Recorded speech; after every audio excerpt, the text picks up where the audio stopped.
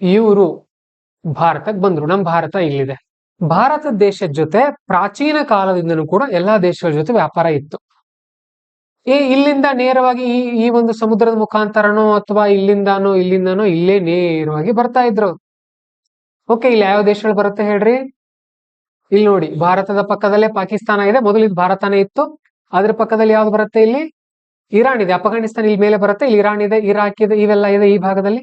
So ಏನಾಗುತ್ತೆ ಅಂತ ಅಂದ್ರೆ 1453ರಲ್ಲಿ ಅಟೋಮನ್ ಟರ್ಕರು ಈ ಭಾಗವನ್ನು ವಶಪಡಿಸ್ಕೊಳ್ತಾರೆ. ಮತ್ತೆ ಮುಸ್ಲಿಮರು ಸಾಮ್ರಾಜ್ಯ ಇಲ್ಲಿ ತುಂಬಾ ಸ್ಟ್ರಾಂಗ್ ಆಗೋಕ್ ಸ್ಟಾರ್ಟ್ ಆಗುತ್ತೆ. ಇಲ್ಲಿ ನೋಡ್ರಿ ಹೇಳ್ತೀನಿ, ಇವರು ಭಾರತದ ಜೊತೆ ವ್ಯಾಪಾರ ಮಾಡ್ತಾ ಇದಾರೆ ಅನ್ಕೊಳ್ಳೋಣ.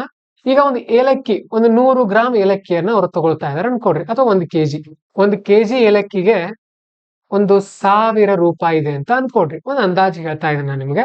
ಅವರು ಭಾರತಕ್ಕೆ ಬರ್ತಾರೆ, ನೇರವಾಗಿ ಎಷ್ಟು ಕೊಡ್ತಾರೆ? 1000 ರೂಪಾಯಿ ಕೊಡ್ತಾರೆ, 1 ಕೆಜಿನ ತಗೊಂಡು ಹೋಗ್ತಾರೆ. ಇಲ್ಲಿ ಮುಂದೆ ಏನಾಯ್ತಂತ ಅಂದ್ರೆ, ಇವ್ರು ಬಂದ್ರಲ್ಲ ನಡುವೆ, ಇವರು ಟೋಲ್ ಗೇಟ್ ಹಾಕಿದ್ರು. ಟೋಲ್ ಹಾಕಿ ಏನ್ ಹೇಳಿದ್ರು?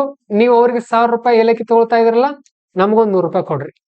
ಯಾಕೆ? ನಮ್ ಮುಖಾಂತರ ನೀವು ಪಾಸ ಹೋಗ್ಬೇಕು ಅಂದ್ರೆ ಇವರು ಮಿಡಲ್ ಮ್ಯಾನ್ ತರ ವರ್ಕ್ ಮಾಡೋಕ್ ಸ್ಟಾರ್ಟ್ ಮಾಡಿದ್ರು. ಅವಾಗ ಈ ಭಾಗದಲ್ಲಿರೋರ್ಗೆ ನಾವ್ಯಾಕೆ ಇವ್ರಿಗೆ ಕೊಡ್ಬೇಕು ದುಡ್ಡು? ನಾವು ಬೇರೆ ದಾರಿನೇ ಹುಡ್ಕೋಣ. ಓಕೆ, ಇದು ಮೊದಲ ಮೇನ್ ರೀಸನ್. ಹಾಗೇನೆ ಆ ಟೈಮಲ್ಲಿ ಏನಾಗಿತ್ತು ಅಂದ್ರೆ, ಟೆಕ್ನಾಲಜಿ ಬೆಳೀತಾ ಇತ್ತು, ಶಿಪ್ ಬಿಲ್ಡಿಂಗ್ ಇಂಡಸ್ಟ್ರಿಗಳು ಬೆಳೀತಾ ಇದ್ವು. ಹಡಗುಗಳನ್ನ ಕಟ್ಟೋದ್ರ ಬಗ್ಗೆ ಆಸಕ್ತಿಯನ್ನ ಅವರು ಮೂಡಿಸ್ಕೊಳ್ತಾ ಇದ್ರು. ಇತಿಹಾಸದಲ್ಲಿ ಹಡಗು ಏನಂತ ಅಂದ್ರೆ, ಹಡಗಿನ ಅಥವಾ ಈ ಒಂದು ನೇವಿ ಅಂತ ಅಂದ್ರೆ ಯಾವ ದೇಶ ಸ್ಟ್ರಾಂಗ್ ಇತ್ತು ಗೊತ್ತಾ? ಮೊದಲಿನ ಕಾಲದಲ್ಲಿ ಯಾವ ಭಾಗದವರು? ಈ ಭಾಗದವರು ಸ್ಟ್ರಾಂಗ್ ಇದ್ರು. ಯಾಕೆ ಹೇಳ್ರಿ? ಏನ್ ಬೇಕಾಗತ್ತೆ? ಹಾ, ಕಂಪಾಸ್ ಒಂದು ಹೌದು, ತುಂಬಾ ಮುಖ್ಯ. ಶಿಪ್ ಬಿಲ್ಡಿಂಗ್ ಗೆ ಏನ್ ಬೇಕಾಗತ್ತೆ ಆಗಿನ ಕಾಲದಲ್ಲಿ? ವುಡ್ ಬೇಕಲ್ವಾ? ಓಕೆ, ಸೊ ಆ ಟೈಮಲ್ಲಿ ಇಲ್ಲಿ ಒಳ್ಳೆ ವುಡ್ ಸಿಗ್ತಾ ಇತ್ತು ಅವ್ರಿಗೆ. ಓಕೆ, ಈ ಭಾಗದಲ್ಲಿ ಬನ್ರಿ. ಇತಿಹಾಸದಲ್ಲಿ ನೀವೆಲ್ಲಾದ್ರೂ ಕೇಳಿದೀರಾ ಸೌದಿ ಅರೇಬಿಯಾದವ್ರದ್ದು, ಈಜಿಪ್ಟ್ ಅವ್ರದ್ದು, ಕತಾರ್ ಅವ್ರದ್ದು ಸ್ಟ್ರಾಂಗ್ ಆದಂತ ಒಂದು ನೇವಿ ಇತ್ತು ಅಂತ? ಇಲ್ಲ. ಯಾಕೆ? ವುಡ್ಡೇ ಇಲ್ಲ ಅಲ್ಲಿ, ಮರುಭೂಮಿ. ಅರ್ಥ ಆಯ್ತಾ? ಸೊ ಆ ತರ ಇದು ಮೊದಲನೇ ಕಾರಣ ಏನು? ಇದು ಅಟೋಮನ್ ಟರ್ಕರ್ ಈ ಭಾಗವನ್ನು ವಶಪಡಿಸ್ಕೊಂಡ್ರು. ಎರಡನೇದು ಶಿಪ್ ಬಿಲ್ಡಿಂಗ್ ಇಂಡಸ್ಟ್ರಿ ಬೆಳೀತಾ ಇತ್ತು. ಮೂರನೇದು ಏನು ಅಂತ ಅಂದ್ರೆ, ಮೀಟ್ ಇಂಡಸ್ಟ್ರಿ ಕೂಡ ಬೆಳೀತಾ ಇತ್ತು ಈ ಭಾಗದಲ್ಲಿ. ಹೊಸ ಖಾದ್ಯಗಳನ್ನ ರೆಡಿ ಮಾಡ್ತಾ ಇದ್ರು ಅವ್ರು. ಓಕೆ, ಹೊಸ ನಾನ್ ವೆಜ್ ಆಹಾರಗಳನ್ನ ರೆಡಿ ಮಾಡ್ತಾ ಇದ್ರು. ನಾನ್ ವೆಜ್ ಆಹಾರಕ್ಕೆ ಏನ್ ಬೇಕಾಗತ್ತೆ? ಸ್ಪೈಸಸ್ ಬೇಕಾಗತ್ತಲ್ಲ. 1498 ಅಂತ ಇದಾರೆ ಒಬ್ರು. ಸೊ ಅದು ಇಸ್ವಿ ನೋಡೋಣ, ಈಗ ಚೆಕ್ ಮಾಡ್ತೀನಿ ನಾನು. ಮಸಾಲೆ ಪದಾರ್ಥಗಳೆಲ್ಲ ಬೇಕಾಗತ್ತಲ್ಲ, ಅವ್ರಿಗೆ ಬೇಕಾಗಿತ್ತು. ಹಾಗಾಗಿ ಹುಡುಕ್ಲೇಬೇಕು ಅನ್ನೋಂತ ಒಂದು ಹಠದಿಂದ ಹುಡುಕ್ತಾ ಕೆಲವೊಬ್ರು ಅಲ್ಲಿ ಹೋದ್ರು, ಕೆಲವೊಬ್ರು ಇಲ್ಲಿ ಬಂದ್ರು.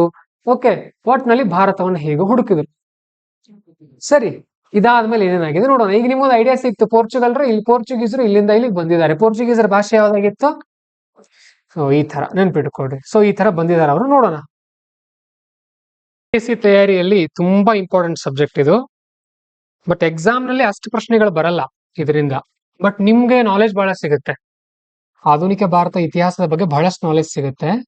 ಈ ಸಬ್ಜೆಕ್ಟ್ ಹೇಗಿದೆ ಅಂತ ಅಂದ್ರೆ, ಒಂದು 7-8 ವರ್ಷದಿಂದ ಇದೇ ಬುಕ್ ಅನ್ನ ಎಲ್ಲರೂ ರೆಫರ್ ಮಾಡ್ತಾ ಇದ್ದಾರೆ. ಯಾವ ಬುಕ್ ಅಂತ ಅಂದ್ರೆ, ಇದಕ್ಕೆ ಸ್ಪೆಕ್ಟ್ರಮ್ ಅಂತ ಒಂದು ಬುಕ್ ಬರುತ್ತೆ. ಓಕೆ, ಸ್ಪೆಕ್ಟ್ರಮ್ ಅಂತ ಬುಕ್ ಬರುತ್ತೆ. ಅದರದೇನೆ ನಾವೀಗ ನಿಮ್ಗೆ ಏನ್ ಟೀಚ್ ಮಾಡ್ತೀವಿ ಅಂದ್ರೆ, ಶಾರ್ಟ್ ನೋಟ್ಸ್ ಟೀಚ್ ಮಾಡ್ತೀವಿ. ನೀವು ಅದರಿಂದ ಮತ್ತೆ ಶಾರ್ಟ್ ನೋಟ್ಸ್ ಮಾಡ್ಬೇಕು. ಅದನ್ನ ಹೇಗ್ ಮಾಡ್ಬೇಕು? ಈಗ ನೀವು ಕೋರ್ಸ್ ಜಾಯಿನ್ ಆದ್ಮೇಲೆ ಏಕಲವ್ಯ ಪ್ಲಸ್ ಅನ್ನುವಂತ ಒಂದು ಗ್ರೂಪ್ ಇರುತ್ತೆ. ಈ ಗ್ರೂಪ್ ಅಲ್ಲಿ ಹೋಗ್ಬೇಕು. ಇಲ್ಲಿ ಮೇಲೆ ಕ್ಲಿಕ್ ಮಾಡ್ಬೇಕು. ಕ್ಲಿಕ್ ಮಾಡಿದ್ಮೇಲೆ ಇಲ್ಲಿ ಫೈಲ್ಸ್ ಅಂತ ಒಂದು ಸೆಕ್ಷನ್ ಬರುತ್ತೆ ನಿಮ್ಮ ಮೊಬೈಲ್ ಅಲ್ಲಿ. ಇಲ್ಲಿ ಕ್ಲಿಕ್ ಮಾಡಿ ಇಲ್ಲಿ ಪ್ರವೀಣ್ ಅಂತ ನನ್ನ ಹೆಸರು ಸರ್ಚ್ ಮಾಡ್ಬೇಕು. ಓಕೆ, ಇಲ್ಲಿ ನಂದು ಎಲ್ಲಾ ಶಾರ್ಟ್ ನೋಟ್ಸ್ ಸಿಗುತ್ತೆ ನಿಮ್ಗೆ, ಪ್ರತಿಯೊಂದು ಸಬ್ಜೆಕ್ಟ್ ಕೂಡ. ಇದನ್ನ ನೋಡ್ಕೊಂಡು ಶಾರ್ಟ್ ನೋಟ್ಸ್ ಮಾಡ್ಬೇಕು, ರೆಫರೆನ್ಸ್ಗೋಸ್ಕರ ಮಾತ್ರ. ಇಲ್ಲಿ ನೋಡಿ, ನಾನು ಶಾರ್ಟ್ ನೋಟ್ಸ್ ಮಾಡಿದ್ದೀನಿ. ಇಲ್ಲಿ 31 MB ಇದೆ ನೋಡಿ. ಇದು ಮಾಡರ್ನ್ ಹಿಸ್ಟ್ರಿ ಪ್ರವೀಣ್ ನೋಟ್ಸ್. ಇದು ನಿಮ್ದು ಈ ತರ ಪ್ರತಿಯೊಂದು ಸಬ್ಜೆಕ್ಟ್ ಶಾರ್ಟ್ ನೋಟ್ಸ್ ರೆಡಿ ಇರಬೇಕು. ನಾನು ಹೇಳ್ತೀನಿ ಕ್ಲಾಸಲ್ಲಿ ಹೇಳುವಾಗಲೇ ಯಾವ ತರ ಮಾಡ್ಬೇಕು, ಏನ್ ಮಾಡ್ಬೇಕು ಅಂತ. ಓಕೆ, ಇದು ನೋಡ್ರಿ, ನಂದು ಮಾಡರ್ನ್ ಹಿಸ್ಟ್ರಿ ಶಾರ್ಟ್ ನೋಟ್ಸ್ ಬರೀ 87 ಪೇಜ್ ಇದೆ. ಆಕ್ಚುಲಿ ಸ್ಪೆಕ್ಟ್ರಮ್ ಬುಕ್ ಒಂದು 600-700 ಪೇಜ್ ಇದೆ ಅದು. ಓಕೆ, ನಾನ್ ಮಾಡಿರೋ ಶಾರ್ಟ್ ನೋಟ್ಸ್ ಅದರಿಂದ ಬರೀ 87 ಪೇಜ್. ಇದು ನೋಡ್ರಿ, ಈ ತರ ಶಾರ್ಟ್ ನೋಟ್ಸ್. ಇದನ್ನೊಂದು ಓದ್ಕೊಂಡು ಹೋದ್ರೆ ಸಾಕು. ಆರಾಮಾಗಿ ಮಾಡರ್ನ್ ಹಿಸ್ಟ್ರಿಲಿ ಎಷ್ಟೇ ಪ್ರಶ್ನೆಗಳು ಬಂದ್ರು ನಾವು ಆರಾಮಾಗಿ ಮುಗಿಸ್ಬೋದು. ಓಕೆ, ನನ್ನ ಕ್ಲಾಸಸ್ ಕೇಳಿ ನೀವು ಸ್ಪೆಕ್ಟ್ರಮ್ ಓದೋ ಅಗತ್ಯ ಇಲ್ಲ. ಓಕೆ, ನನ್ನ ಕ್ಲಾಸಸ್ ಕೇಳಿ ಸ್ಪೆಕ್ಟ್ರಮ್ ಈಗ ಓದೋ ಅಗತ್ಯ ಇಲ್ಲ, ಮುಂದೆ ಓದ್ಬಹುದು. ಸರ್ ನಾನು ಒಂದ್ಸರಿ ಟ್ರೈ ಮಾಡ್ತೀನಿ ಅನ್ನೋ ಓದ್ಕೊಳ್ಬಹುದು. ಈಗ ಬೇಡ. ಈಗ ಸ್ಪೆಕ್ಟ್ರಮ್ ಶಾರ್ಟ್ ನೋಟ್ಸ್ ನಾವು ಟೀಚ್ ಮಾಡ್ತೀವಿ ನಿಮಗೆ. ಎಲ್ಲ ಮಾಹಿತಿನ ಮ್ಯಾಕ್ಸಿಮಮ್ ನಾನು ನಿಮ್ಗೆ ಹೇಳ್ತಿರ್ತೀನಿ ಇಲ್ಲಿ. ಓಕೆ, ಈ ತರ ಶಾರ್ಟ್ ನೋಟ್ಸ್ ಇರಬೇಕು. ಅಲ್ಲಿ ಹೋಗಿ ಚೆಕ್ ಮಾಡಿ ಫೈಲ್ ಸೆಕ್ಷನ್ ನಿಮ್ಗೆ ಒಂದು ಐಡಿಯಾ ಸಿಗುತ್ತೆ. ಈ ತರ ಶಾರ್ಟ್ ನೋಟ್ಸ್ ಇರಬೇಕು. ಪ್ರತಿ ಪೇಜ್ ಕೆಳಗಡೆ ಸ್ವಲ್ಪ ಜಾಗ ಬಿಡಿ, ನೀವು ಫುಲ್ ಮಾಡಬೇಡಿ. ಈ ತರ ಒಂದೊಂದು 4-4 ಪೇಜ್ ಜಾಗ ಬಿಡ್ರಿ, 4-4 ಬೆರಳಿನಷ್ಟು. ಈ ಮುಂದೆ ಏನಾದ್ರು ಎಕ್ಸ್ಟ್ರಾ ಪಾಯಿಂಟ್ಸ್ ಆಡ್ ಮಾಡ್ಕೊಳ್ಳೋಕೆ ಅನುಕೂಲ ಆಗುತ್ತೆ ನಿಮ್ಗೆ. ಇದು ಮಾಡರ್ನ್ ಹಿಸ್ಟ್ರಿ. ಈಗ ನಾವು ನಿಮ್ಗೆ ಕೊಟ್ಟಿರೋ ನೋಟ್ಸ್ ಸುಮಾರು 137 ಪೇಜ್ ನೋಟ್ಸ್ ಇದೆ. ಅದರಿಂದ ನೀವು ಮತ್ತೆ ಅಷ್ಟೇ 70-80 ಪುಟದ ಶಾರ್ಟ್ ನೋಟ್ಸ್ ಮಾಡ್ಬೇಕಾಗತ್ತೆ. ಸರಿ, ಮಾಡರ್ನ್ ಹಿಸ್ಟ್ರಿ ವೇಟೇಜ್ ಎಷ್ಟಿದೆ? ಪ್ರಿಲಿಮ್ಸ್ ಅಲ್ಲಿ 3-4 ಪ್ರಶ್ನೆ, ಮ್ಯಾಕ್ಸಿಮಮ್ 5 ಪ್ರಶ್ನೆಗಳನ್ನು ಕೂಡ ಕೇಳ್ತಾರೆ. ಮೇನ್ಸ್ ಅಲ್ಲಿ ಎಷ್ಟಿರ್ಬೋದು ಎವರೇಜ್ ಇದರದು? ಆನಂದ್ ಅವ್ರು ಎಷ್ಟಿರ್ಬೋದ್ರಿ? 30-40 ಮಾರ್ಕ್ಸ್ ಬರುತ್ತೆ. ಬಟ್ ನಿಮ್ಮ ಜೀವನಕ್ಕೆ ತುಂಬಾ ಅನುಕೂಲ ಆಗುತ್ತೆ ಇದರಿಂದ. ನಿಮ್ಮ ರಿಯಲ್ ಲೈಫ್ಗೆ ತುಂಬಾ ಅನುಕೂಲಗಳಿದೆ ಇದರಿಂದ. ಭಾರತಕ್ಕೆ ಸ್ವತಂತ್ರ ಯಾಕೆ ಸಿಕ್ತು, ಬ್ರಿಟಿಷರು ಯಾಕೆ ಬಂದ್ರು, ಏನೇನಾಯ್ತು ಅಂತ.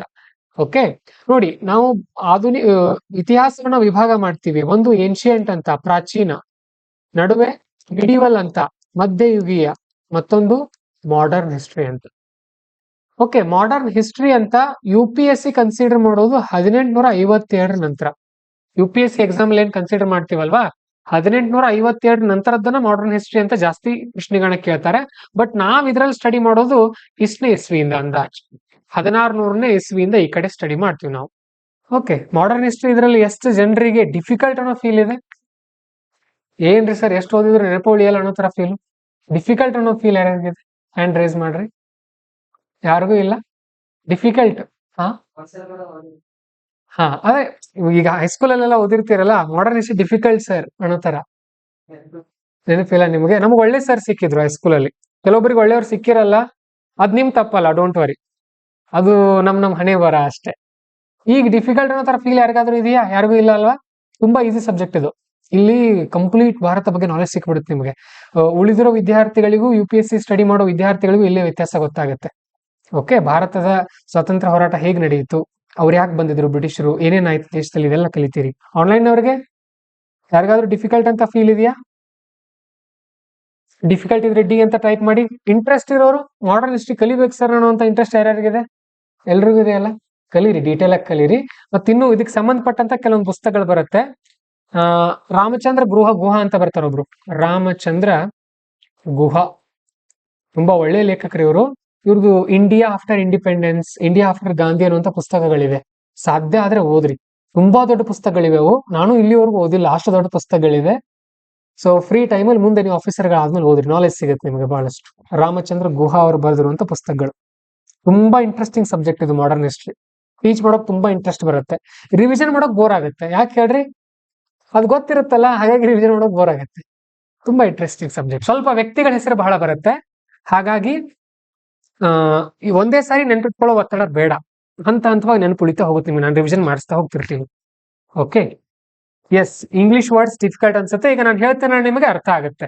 ನಾವು ಸ್ಪೆಕ್ಟ್ರಮ್ ಅನ್ನ 2018ರಲ್ಲಿ ಸ್ಟಾರ್ಟ್ ಮಾಡಿದಾಗ ಒಂದ್ ಪೇಜ್ ಓದೋಕೆ ನನಗೆ 30 ನಿಮಿಷ ತಗೋತಾ ಇತ್ತು. ನಿಮ್ಗೆ ಅಷ್ಟು ತಗೊಳ್ಳಲ್ಲ, ತುಂಬಾ ವೇಗವಾಗಿ ಅರ್ಥ ಮಾಡಿಸ್ತೀನಿ ನಾನು. ಸೊ ಫಸ್ಟ್ ಚಾಪ್ಟರ್ ನೋಡ್ರಿ, arrival of the Europeans in India. ಭಾರತಕ್ಕೆ ಯುರೋಪಿಯನ್ನರ ಆಗಮನ. ಅವರು ಬ್ರಿಟಿಷರ ಆಗಮನ ಅಂತ ಕೊಟ್ಟಿಲ್ಲ, ಅಂದ್ರೆ ಭಾರತಕ್ಕೆ ಬರೀ ಬ್ರಿಟಿಷರು ಬಂದಿಲ್ಲ, ಬಹಳಷ್ಟು ಜನ ಯುರೋಪಿಯನ್ನರು ಬಂದಾರೆ. ಸರಿ, ಹಾಗಾದ್ರೆ ಯಾರು ಬಂದ್ರು ಮೊದಲು? Arrival of the Portuguese in India, first to come last to leave. ನೆನ್ಪಿಟ್ಕೊಂಡ್ಬಿಡ್ರಿ, ಭಾರತಕ್ಕೆ ಫಸ್ಟ್ ಬಂದಂತ ವಿದೇಶಿಗರು ಯಾರು? ಯುರೋಪಿಯನ್ನರು, ಪೋರ್ಚುಗೀಸರು. ಹಾಗೇನೆ ಅವರೇ ಫಸ್ಟ್ ಬಂದ್ರು, ಮತ್ತೆ ಕೊನೆಗೆ ಹೋಗಿದ್ದವರೇ. ಮೊದಲು ಬಂದವರು ಅವರು, ಕೊನೆಗೆ ಹೋಗಿದ್ದು ಅವರೇ. ಸರಿ, ಹಾಗಾದ್ರೆ ಯಾಕೆ ಬಂದ್ರಪ್ಪ?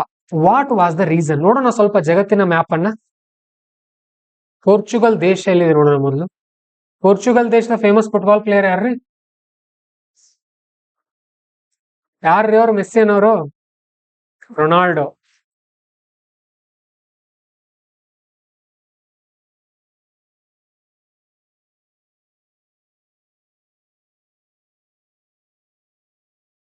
ಓಕೆ, ಇಲ್ಲಿ ನೋಡ್ರಿ, ಇದು ಪೋರ್ಚುಗಲ್ ಅನ್ನುವಂತ ಒಂದು ಸಣ್ಣ ದೇಶ. ಇವರು ಭಾರತಕ್ಕೆ ಬಂದ್ರು. ನಮ್ ಭಾರತ ಇಲ್ಲಿದೆ. ಸರಿ, ಏನಾಗ್ತಾ ಇತ್ತು ಅಂತ ಅಂದ್ರೆ, ಭಾರತ ದೇಶದ ಜೊತೆ ಪ್ರಾಚೀನ ಕಾಲದಿಂದನೂ ಕೂಡ ಎಲ್ಲಾ ದೇಶಗಳ ಜೊತೆ ವ್ಯಾಪಾರ ಇತ್ತು. ಇಲ್ಲಿಂದ ನೇರವಾಗಿ ಈ ಒಂದು ಸಮುದ್ರದ ಮುಖಾಂತರನೋ ಅಥವಾ ಇಲ್ಲಿಂದಾನೋ ಇಲ್ಲೇ ನೇರವಾಗಿ ಬರ್ತಾ ಇದ್ರು. ಓಕೆ, ಇಲ್ಲಿ ಯಾವ ದೇಶಗಳು ಬರುತ್ತೆ ಹೇಳ್ರಿ? ಇಲ್ಲಿ ನೋಡಿ, ಭಾರತದ ಪಕ್ಕದಲ್ಲೇ ಪಾಕಿಸ್ತಾನ ಇದೆ. ಮೊದಲು ಇದು ಭಾರತನೇ ಇತ್ತು. ಅದ್ರ ಪಕ್ಕದಲ್ಲಿ ಯಾವ್ದು ಬರುತ್ತೆ? ಇಲ್ಲಿ ಇರಾನ್ ಇದೆ. ಅಫ್ಘಾನಿಸ್ತಾನ ಇಲ್ಲಿ ಮೇಲೆ ಬರುತ್ತೆ. ಇಲ್ಲಿ ಇರಾನ್ ಇದೆ, ಇರಾಕ್ ಇದೆ, ಇವೆಲ್ಲ ಇದೆ ಈ ಭಾಗದಲ್ಲಿ. ಸೊ ಏನಾಗುತ್ತೆ ಅಂತ ಅಂದ್ರೆ, 1453ರಲ್ಲಿ ಅಟೋಮನ್ ಟರ್ಕರು ಈ ಭಾಗವನ್ನು ವಶಪಡಿಸ್ಕೊಳ್ತಾರೆ. ಮತ್ತೆ ಮುಸ್ಲಿಮರು ಸಾಮ್ರಾಜ್ಯ ಇಲ್ಲಿ ತುಂಬಾ ಸ್ಟ್ರಾಂಗ್ ಆಗೋಕ್ ಸ್ಟಾರ್ಟ್ ಆಗುತ್ತೆ. ಇಲ್ಲಿ ನೋಡ್ರಿ ಹೇಳ್ತೀನಿ, ಇವರು ಭಾರತದ ಜೊತೆ ವ್ಯಾಪಾರ ಮಾಡ್ತಾ ಇದಾರೆ ಅನ್ಕೊಳ್ಳೋಣ. ಈಗ ಒಂದು ಏಲಕ್ಕಿ, ಒಂದು 100 ಗ್ರಾಮ್ ಏಲಕ್ಕಿಯನ್ನ ಅವ್ರು ತಗೊಳ್ತಾ ಇದಾರೆ ಅನ್ಕೊಡ್ರಿ, ಅಥವಾ 1 ಕೆಜಿ. ಅವ್ರೇನ್ ಮಾಡ್ತಾ ಇದಾರೆ, 1 ಕೆಜಿ ಏಲಕ್ಕಿ ತಗೊಳ್ತಾ ಇದಾರೆ. ಆಗಿನ ಕಾಲದಲ್ಲಿ ಒಂದು ಅಂದಾಜು ತಗೊಳ್ಳೋಣ. 1 ಕೆಜಿ ಏಲಕ್ಕಿಗೆ 1,000 ರೂಪಾಯಿ ಇದೆ ಅಂತ ಅನ್ಕೊಡ್ರಿ, ಒಂದು ಅಂದಾಜು ಹೇಳ್ತಾ ಇದ್ದೀನಿ ನಾನು ನಿಮ್ಗೆ. ಅವರು ಭಾರತಕ್ಕೆ ಬರ್ತಾರೆ, ನೇರವಾಗಿ ಎಷ್ಟು ಕೊಡ್ತಾರೆ, 1000 ರೂಪಾಯಿ ಕೊಡ್ತಾರೆ, 1 ಕೆಜಿನ ತಗೊಂಡು ಹೋಗ್ತಾರೆ. ಇಲ್ಲಿ ಮುಂದೆ ಏನಾಯ್ತಂತ ಅಂದ್ರೆ, ಇವ್ರು ಬಂದ್ರಲ್ಲ ನಡುವೆ, ಇವರು ಟೋಲ್ ಗೇಟ್ ಹಾಕಿದ್ರು. ಟೋಲ್ ಹಾಕಿ ಏನ್ ಹೇಳಿದ್ರು, ನೀವು ಅವ್ರಿಗೆ 1000 ರೂಪಾಯಿ ಏಲಕ್ಕಿ ತಗೊಳ್ತಾ ಇದ್ರಲ್ಲ, ನಮ್ಗೊಂದು 100 ರೂಪಾಯಿ ಕೊಡ್ರಿ, ಯಾಕೆ ನಮ್ಮ ಮುಖಾಂತರ ನೀವು ಪಾಸ ಹೋಗ್ಬೇಕು ಅಂದ್ರೆ. ಇವರು ಮಿಡಲ್ ಮ್ಯಾನ್ ತರ ವರ್ಕ್ ಮಾಡೋಕ್ ಸ್ಟಾರ್ಟ್ ಮಾಡಿದ್ರು. ಅವಾಗ ಈ ಭಾಗದಲ್ಲಿರೋರಿಗೆ ನಾವ್ಯಾಕೆ ಇವ್ರಿಗೆ ಕೊಡ್ಬೇಕು ದುಡ್ಡು, ನಾವು ಬೇರೆ ದಾರಿನೇ ಹುಡ್ಕೋಣ. ಓಕೆ, ಇದು ಮೊದಲ ಮೇನ್ ರೀಸನ್. ಹಾಗೇನೆ ಆ ಟೈಮಲ್ಲಿ ಏನಾಗಿತ್ತು ಅಂದ್ರೆ, ಟೆಕ್ನಾಲಜಿ ಬೆಳೀತಾ ಇತ್ತು, ಶಿಪ್ ಬಿಲ್ಡಿಂಗ್ ಇಂಡಸ್ಟ್ರಿಗಳು ಬೆಳೀತಾ ಇದ್ವು. ಹಡಗುಗಳನ್ನ ಕಟ್ಟೋದ್ರ ಬಗ್ಗೆ ಆಸಕ್ತಿಯನ್ನ ಅವರು ಮೂಡಿಸ್ಕೊಳ್ತಾ ಇದ್ರು. ಇತಿಹಾಸದಲ್ಲಿ ಹಡಗು ಏನಂತ ಅಂದ್ರೆ, ಹಡಗಿನ ಅಥವಾ ಈ ಒಂದು ನೇವಿ ಅಂತ ಅಂದ್ರೆ ಯಾವ ದೇಶ ಸ್ಟ್ರಾಂಗ್ ಇತ್ತು ಗೊತ್ತಾ ಮೊದಲಿನ ಕಾಲದಲ್ಲಿ? ಯಾವ ಭಾಗದವರು? ಈ ಭಾಗದವರು ಸ್ಟ್ರಾಂಗ್ ಇದ್ರು. ಯಾಕೆ ಹೇಳ್ರಿ? ಏನ್ ಬೇಕಾಗತ್ತೆ? ಹಾ, ಕಂಪಾಸ್ ಒಂದು ಹೌದು, ತುಂಬಾ ಮುಖ್ಯ. ಶಿಪ್ ಬಿಲ್ಡಿಂಗ್ ಗೆ ಏನ್ ಬೇಕಾಗತ್ತೆ ಆಗಿನ ಕಾಲದಲ್ಲಿ? ವುಡ್ ಬೇಕಲ್ವಾ?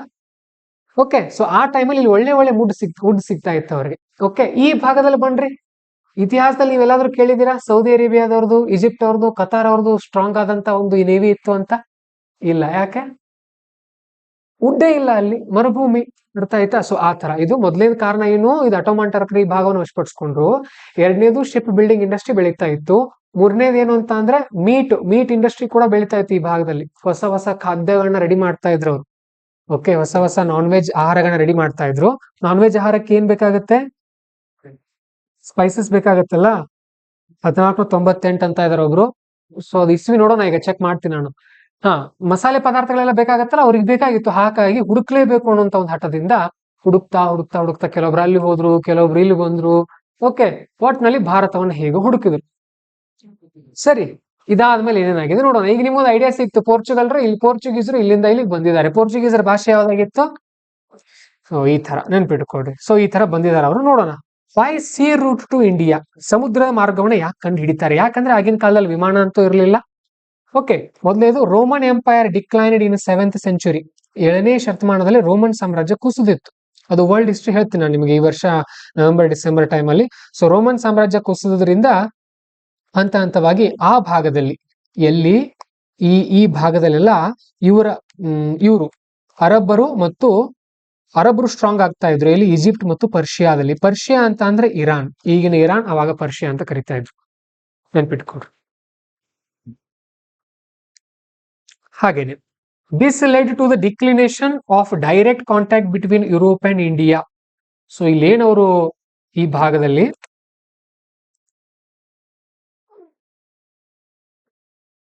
ಭಾರತ ಮತ್ತು ಯುರೋಪಿನ ನಡುವಿನ ನೇರವಾದಂತಹ ಕಾಂಟ್ಯಾಕ್ಟ್ ಏನಿತ್ತಲ್ಲ, ಅದು ಸ್ಟಾಪ್ ಆಗ್ಬಿಡ್ತು ಇಲ್ಲಿಂದ ಇಲ್ಲಿಗೆ. ಯಾಕಂದ್ರೆ ನಡುವೆ ಇಲ್ಲಿ ಇವ್ರು ಸ್ಟ್ರಾಂಗ್ ಆಗ್ಬಿಟ್ರು, ಅರಬ್ಬರು. ಹಾಗಾಗಿ ಇವರೊಂದು ಪರ್ಯಾಯ ಮಾರ್ಗವನ್ನು ನಾವು ಹುಡುಕ್ಲೇಬೇಕು ಅಂತ ಈ ಭಾಗದ ಜನ ಥಿಂಕ್ ಮಾಡೋಕ್ ಸ್ಟಾರ್ಟ್ ಮಾಡ್ತಾರೆ. Okay, next, Arabs had become middle men. ಮಧ್ಯವರ್ತಿಗಳಾಗ್ತಾ ಇದ್ರು. ಅದು ಅವ್ರಿಗೆ ಇಷ್ಟ ಇರಲಿಲ್ಲ ಯುರೋಪಿಯನ್ನರಿಗೆ. In 1453 Constantinople fell to Ottoman Turks. Ottoman ಟರ್ಕರಿಗೆ.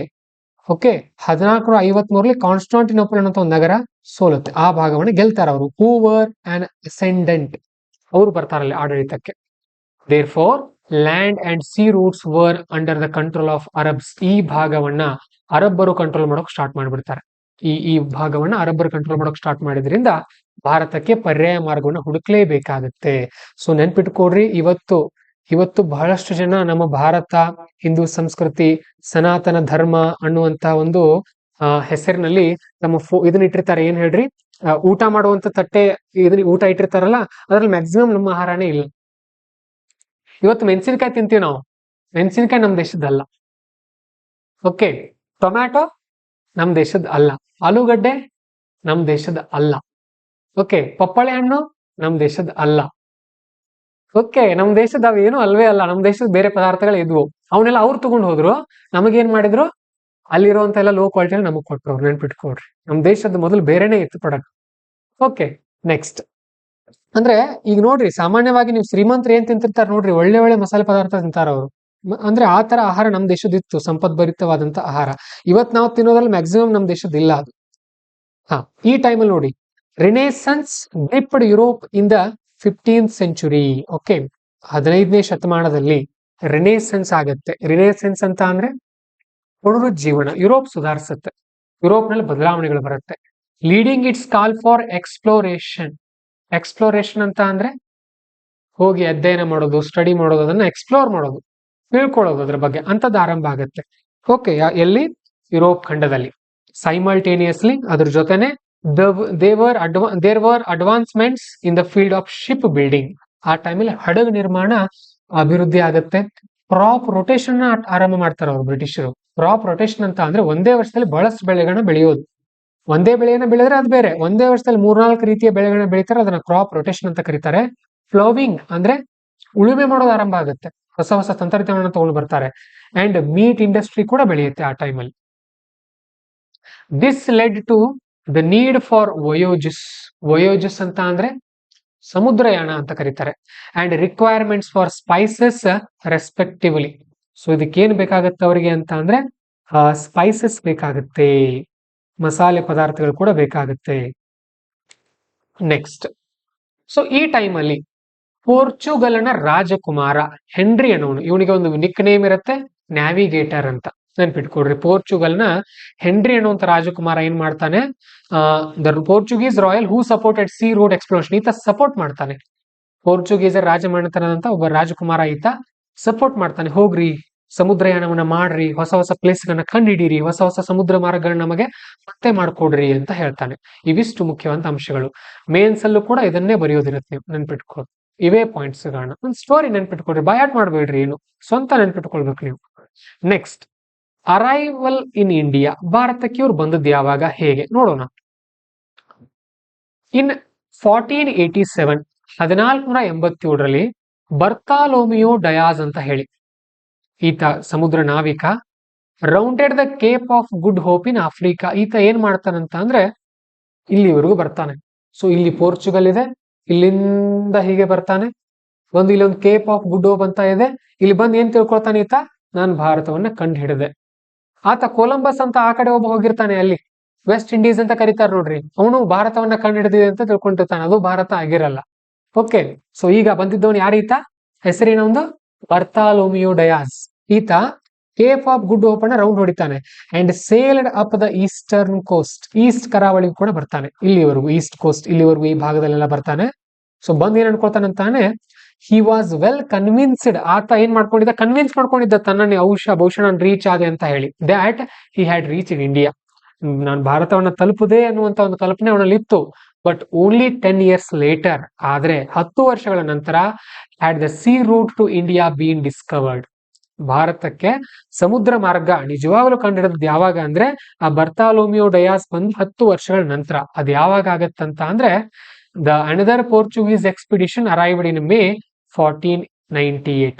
1498ರಲ್ಲಿ ಯಾರು ಬರ್ತಾರೆ, ವಾಸ್ಕೋಡ ಗಾಮ ಕಂಡು ಹಿಡಿತಾನೆ. ಸೊ ಇಸ್ವಿಗಣ ಬಯಾಟ್ ಏನಿಲ್ಲ, ತುಂಬಾ ಈಸಿ ಇದೆ.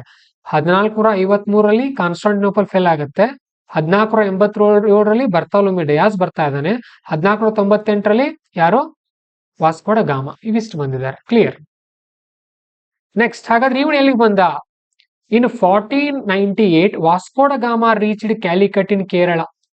ಕೇರಳದ ಕಲ್ಲಿಕೋಟೆಗೆ ತಲುಪ್ತಾನೆ. ಹೌದಲ್ಲ, ಕಲ್ಲಿಕೋಟೆ ಅಂತೀವಲ್ಲ ಕನ್ನಡದಲ್ಲಿ, ಕಲ್ಲಿಕೋಟೆಗೆ ಬರ್ತಾನೆ ಈತ ಕೇರಳಕ್ಕೆ. He was helped by Gujarati pilot. ಅದು ಏನು ಪೈಲಟ್ ಅಂದ್ರೆ ಇಲ್ಲಿ ಇದನ್ನ ಓಡಿಸ್ತಾರಲ್ಲ ಅವರೇ, ಹಡಗನ್ನ ಓಡಿಸೋರೆ. ಮತ್ತೆ ಇಲ್ಲಿ ಪೈಲಟ್ ಅಂದ್ರೆ ವಿಮಾನ ಅಲ್ಲ. ಓಕೆ, ಅಬ್ದುಲ್ ಮಜೀದ್ ಅನ್ನುವಂತ ಒಬ್ಬ ವ್ಯಕ್ತಿ ಈತನಿಗೆ ಹೆಲ್ಪ್ ಮಾಡ್ತಾನೆ ಹೋಗಿ ಕೇರಳವನ್ನು ತಲುಪೋಕೆ. Here he was welcomed by Zamorins. ಕೇರಳದಲ್ಲಿ ಯಾವಾಗ ಜಾಮೋರಿನ್ ಅನ್ನುವಂತ ಒಂದು ರಾಜಮನೆತನ ಆಡಳಿತ ಮಾಡ್ತಾ ಇರುತ್ತೆ. ಇವರು ಹಿಂದೂ ಆಡಳಿತಗಾರರು ಇರ್ತಾರೆ, ನೆನ್ಪಿಟ್ಕೊಡ್ರಿ. ಓಕೆ, ನೀವು ಇತಿಹಾಸದಲ್ಲಿ ಭಾರತದಲ್ಲಿ 2 ಅಂಶ ನೆನ್ಪಿಟ್ಕೊಳ್ಬೇಕು. ಒಂದು, ಕೇರಳದಲ್ಲಿ ಹಿಂದೂ ಕಿಂಗ್ಸ್, ಪೀಸೆಂಟ್ಸ್ ಆರ್ ಫಾರ್ಮರ್ಸ್ ಯಾರಿರ್ತಾರೆ, ಮುಸ್ಲಿಮ್ಸ್ ಇರ್ತಾರೆ. ನೆನ್ಪಿಟ್ಕೊಡ್ರಿ ಈ ಪಾಯಿಂಟ್ ಅನ್ನ. ಸಾಮಾನ್ಯವಾಗಿ ಭಾರತ ಇತಿಹಾಸದಲ್ಲಿ, ಆಧುನಿಕ ಭಾರತ ಮತ್ತು ಮಧ್ಯಯುಗೀಯ ಇತಿಹಾಸದಲ್ಲಿ. ಇನ್ನು ಪಶ್ಚಿಮ ಬಂಗಾಳ ಭಾಗದಲ್ಲಿ ಯಾರಿರ್ತಾರೆ? ಮುಸ್ಲಿಂ ಕಿಂಗ್ಸ್ ಇರ್ತಾರೆ. ಮೊಘಲರೆಲ್ಲ ಇದ್ರಲ್ಲ, ಫಾರೂಕ್ ಶಿಯಾರ್ ಅವರೆಲ್ಲ ಬರ್ತಾರೆ ಅಲ್ಲಿ. ಮುಸ್ಲಿಂ ಕಿಂಗ್ಸ್ ಇರ್ತಾರೆ. ಪೀಸೆಂಟ್ಸ್ ಅಥವಾ ಫಾರ್ಮರ್ಸ್ ಯಾರಿರ್ತಾರೆ? ಹಿಂದೂ ಹೆಚ್ಚಿರ್ತಾರೆ, ಪ್ಲಸ್ ಸ್ವಲ್ಪ ಮುಸ್ಲಿಮರು ಕೂಡ ಇರ್ತಾರೆ. ನೆನಪಿಟ್ಕೊಳ್ಬೇಕು ಇದನ್ನ. ಇದು ವ್ಯತ್ಯಾಸ ಇದೆ ಭಾರತ ಇತಿಹಾಸದಲ್ಲಿ. ಕೇರಳದಲ್ಲಿ ರಾಜರು ಹಿಂದೂಗಳು, ಕಲ್ಕತ್ತಾದಲ್ಲಿ ರಾಜರು ಮುಸ್ಲಿಮರು. ಇದು ಮುಂದೆ ಎಲ್ಲಾದ್ರೂ ನಿಮ್ಗೆ ಯೂಸ್ ಆಗುತ್ತೆ, ನೆನ್ಪಿಟ್ಕೊಡ್ರಿ ಈ ಪಾಯಿಂಟ್ ಅನ್ನು. ಸರಿ. ಸೊ ವಾಸ್ಕೋಡಗಾಮ ಬಂದ, ಅವನಿಗೆ ಅಬ್ದುಲ್ ಮಜೀದ್ ಹೆಲ್ಪ್ ಮಾಡ್ದ. ಸೊ ಅವನನ್ನ ಕರ್ಕೊಂಡು ಬಂದು ಕಲ್ಲಿಕೋಟೆಗೆ ತಲುಪಿಸಿದ. ಕಲ್ಲಿಕೋಟೆ ಕೇರಳದಲ್ಲಿತ್ತು. ಕೇರಳದಲ್ಲಿ ಜಾಮೋರಿನ್ರು ಇದ್ರು, ಹಿಂದೂ ರಾಜರಿವರು. ಇಲ್ಲಿ ಏನಾಗತ್ತೆ? After engaging in the much profitable trade, ಇಲ್ಲಿ ವಾಸ್ಕೋಡಗಾಮ ಒಳ್ಳೆ ಪ್ರಾಫಿಟೇಬಲ್ ವ್ಯಾಪಾರ ಮಾಡ್ತಾನೆ. ಯಾಕಂದ್ರೆ ಮಿಡಲ್ ಮ್ಯಾನ್ಗಳೇ ಇಲ್ಲ. ಡೈರೆಕ್ಟ್ ನೇರವಾದಂತ ಖರೀದಿ ತಗೊಂಡು ಹೋಗೋದು, ಅವನ ದೇಶಕ್ಕೆ ಮಾರಾಟ ಮಾಡೋದು. For the 3 months he return to Europe, ವಾಪಸ್ ಯುರೋಪ್ ಹೋಗ್ತಾನೆ. 3 ತಿಂಗಳು ಇರ್ತಾನೆ ಭಾರತದಲ್ಲಿ. ಓಕೆ, ವಾಪಸ್ ಯುರೋಪ್ಗೆ ಹೋಗ್ತಾನೆ. ಇನ್ನು 1500 ಪೆಡ್ರೋ ಅಲ್ವಾರ್ಜ್ ಕ್ಯಾಬ್ರಲ್ ಅಂತ ಅಷ್ಟೇ ನೆನ್ಪಿಟ್ಕೊಡ್ರಿ, ಉಳಿದಿರೋದಿನ್ ಬೇಡ. Arrived in Calicut and established a factory to trade for spices ಅಂತ ಅಂದ್ರೆ ಮಸಾಲೆ ಪದಾರ್ಥಗಳು. ಕ್ಯಾಬ್ರಲ್ ಬರ್ತಾನೆ 1500ನೇ ಇಸ್ವಿಯಲ್ಲಿ. ಸೊ ಒಂದು ಫ್ಯಾಕ್ಟರಿಯನ್ನು ಕೂಡ ಸ್ಟಾರ್ಟ್ ಮಾಡ್ತಾನೆ ಇಂತ ಕಲ್ಲಿಕೋಟೆಯಲ್ಲಿ, ನೆನ್ಪಿಟ್ಕೊಡ್ರಿ. ಸೊ ಇವರೆಲ್ಲ ಯಾರು? ಇವರು ಪೋರ್ಚುಗೀಸ್ ಇವ್ರು, ನೆನ್ಪಿಟ್ಕೊಡ್ರಿ. ಮತ್ತೆ ಹಾಗಾದ್ರೆ ಪೋರ್ಚುಗೀಸರ ಮೊದಲ ಫ್ಯಾಕ್ಟರಿ ಆರಂಭ ಆದದ್ದು ಕಲ್ಲಿಕೋಟೆಯಲ್ಲಿ. ಆಮೇಲೆ 1501ರಲ್ಲಿ Vasco da Gama once again came to India, ಮತ್ತೆ ಬರ್ತಾನೆ ಈತ ಭಾರತಕ್ಕೆ. Got in to friendly treaties with Zamorin ಆ ಹಿಂದೂ ಮಣಿತನದ ರಾಜರ ಜೊತೆ ಏನ್ ಮಾಡ್ತಾನೆ? ಒಂದು ಒಳ್ಳೆ ಬಾಂಧವ್ಯವನ್ನ ಮಾಡ್ಕೊಳ್ತಾನೆ. And established trading posts at Cannanore, Calicut and Cochin in ಕೇರಳದಲ್ಲಿ ಏನ್ ಮಾಡ್ತಾನೆ ಅಂದ್ರೆ ವ್ಯಾಪಾರಿ ಪೋಸ್ಟ್ ಗಳನ್ನ ಆರಂಭ ಮಾಡ್ತಾನೆ. ಕ್ಯಾನನ್ನೂರ್, ಇವತ್ತು ಕಣ್ಣೂರ್ ಅಂತ ಕರೀತಾರೆ ಅದನ್ನ. ಅವಾಗ ಅದನ್ನ ಕ್ಯಾನನ್ನೂರ್ ಅಂತ ಕರಿತಾ ಇದ್ರು, ಈಗ ಅದನ್ನ ಕಣ್ಣೂರ್ ಅಂತ ಕರೀತಾರೆ. ಸೊ ಇದಿಷ್ಟು ಪೋರ್ಚುಗೀಸರು ಭಾರತಕ್ಕೆ ಯಾಕೆ ಬಂದ್ರು, ಆಮೇಲೆ ಯಾರ್ಯಾರು ಬಂದ್ರು ಅನ್ನೋದನ್ನ ಕಲ್ತ್ವಿ. ಫಸ್ಟ್ ಟ್ರೈ ಮಾಡಿದ್ ಯಾರು? ಬರ್ತೋಲೊಮಿಯೋ ಡಯಾಸ್. ರೀಚ್ ಆದದ್ ಯಾರು? ವಾಸ್ಕೋಡಗಾಮ. ಇನ್ನೊಬ್ಬ ಬಂದಲ್ಲ ಆತ ಕ್ಯಾಬ್ರಲ್. ಓಕೆ, ಸೊ ಕ್ಯಾಬ್ರಲ್ ಏನ್ ಮಾಡಿದ? ಫ್ಯಾಕ್ಟರಿಯನ್ನ ಕಟ್ಟದ. ಫಸ್ಟ್ ಫ್ಯಾಕ್ಟರಿ ಅದು ಪೋರ್ಚುಗೀಸರದು. ಓಕೆ, ಸರಿ. ಪೋರ್ಚುಗೀಸರು ಎಕ್ಸ್ಪ್ಯಾನ್ಷನ್ ಕೂಡ ಮಾಡ್ತಾರೆ, ನಮ್ಮ ರೂಲ್ ಅನ್ನ ಎಕ್ಸ್ಪ್ಯಾನ್ಷನ್ ಕೂಡ ಮಾಡ್ತಾರೆ. ಸೊ ಎಲ್ಲಿ ನೋಡೋಣ ಏನಾಗುತ್ತೆ. Under the pretext of protection of trade, ಅಂದ್ರೆ ನಮ್ಮ ವ್ಯಾಪಾರವನ್ನ ನಾವು ರಕ್ಷಿಸಿಕೊಳ್ಬೇಕು ಅಂತ, the Portuguese got permission to fortify their centres. ಅವರ ವ್ಯಾಪಾರ ಕೇಂದ್ರಗಳಿದ್ವಲ್ಲ, ಅವುಗಳ ಸುತ್ತ ಕೋಟೆಗಳನ್ನ ಕಟ್ಟೋಕೆ ಪರ್ಮಿಷನ್ ಪಡಿತಾರೆ ಇವರು. ಯಾರು? ಪೋರ್ಚುಗೀಸರು ಪರ್ಮಿಷನ್ ಪಡಿತಾರೆ. Gradually efficient governor generals were being sent to India to expand the trade. ತಮ್ಮ ವ್ಯಾಪಾರವನ್ನು ವಿಸ್ತರಿಸಿಕೊಳ್ಳಲು ಆಯಾ ಗವರ್ನರ್ ಜನರಲ್ ಗಳನ್ನ ಕಳಿಸ್ತಾರೆ ಅವರು. ಅವರ ಆರ್ಮಿಯಲ್ಲಿ ಗವರ್ನರ್ ಜನರಲ್ಗಳು, ಪ್ರೈವೇಟ್ ಕಂಪನಿಗಳು ಇರ್ತಾ ಇದ್ವು, ಅವ್ರು ಬರ್ತಾ ಇದ್ರು. A few have been mentioned below, ಕೆಲವೊಬ್ಬರನ್ನ ಕೆಳಗಡೆ ಕೊಟ್ಟಿದ್ದಾರೆ. ನೋಡೋಣ ಇವ್ರ ಬಗ್ಗೆ ತಿಳ್ಕೊಂಡು, ತುಂಬಾ ಇಂಟ್ರೆಸ್ಟಿಂಗ್ ಇದೆ ಇದು. ಸರಿ, ಹಾಗಾದ್ರೆ 1505ರಲ್ಲಿ ಪೋರ್ಚುಗೀಸರ ಫ್ರಾನ್ಸಿಸ್ಕೋ ಡಿ ಅಲ್ಮೇಡಾ ಅನ್ನುವಂತ ಒಬ್ಬ ಗವರ್ನರ್ ಜನರಲ್ ಬರ್ತಾನೆ. ಬಂದು ಈತ ಏನ್ ಮಾಡ್ದ ನೋಡೋಣ. He consolidated Portuguese trade and subdued Muslim trade. ಈತ ಏನ್ ಮಾಡ್ತಾನಂತ ಅಂದ್ರೆ, ಈ ಭಾಗದಲ್ಲಿ ಏನಿತ್ತಲ್ಲ ಇದು ಪೋರ್ಚುಗಲ್ ನಿಂದ ಬಂದಿದ್ದಾನೆ. ಪೋರ್ಚುಗಲ್ ನಿಂದ ಬಂದು ಭಾರತದಲ್ಲಿ ತನ್ನ ವ್ಯಾಪಾರವನ್ನು ವಿಸ್ತರಿಸ್ಕೊಳ್ತಾನೆ.